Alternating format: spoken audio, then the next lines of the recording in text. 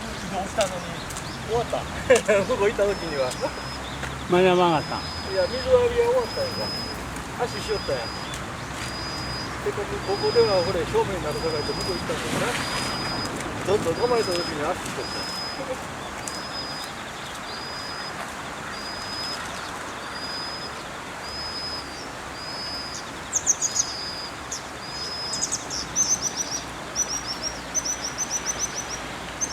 実家の教えをこむらなあかん。もう見つけたところで飛ぶ。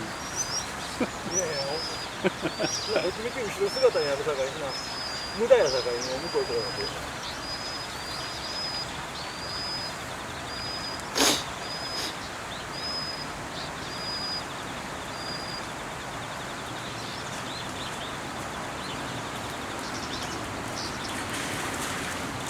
もう先端をこっち向けたらいいな。先端をこっち向けたらいいな。それはそれでまたいろいろ問題が起きてくるやろ。まあ望んで世界突っ込んでいくというのは高い。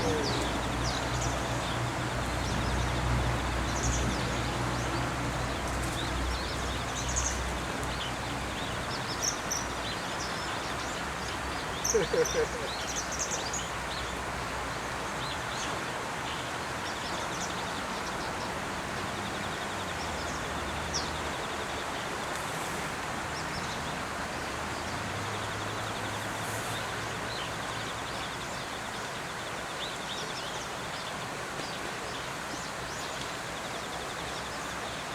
や今そこのとこ鉄筋でさ向こう行ってこんな細いの取ってきてなであそこで2回ほど水浴びしよったよそれもちょうど影やでこっち来よって水浴びしよって向こう行ってる間に終わった今日はそういう日や